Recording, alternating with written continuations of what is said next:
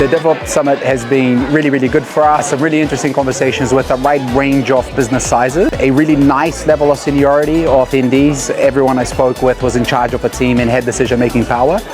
So really happy to have been a part of the event. Thanks for having us. Really good to talk on the panel today, talking about AI and software engineering. It's really interesting to hear people's experiences, where they are and how they're using the tools and where they are in their journey.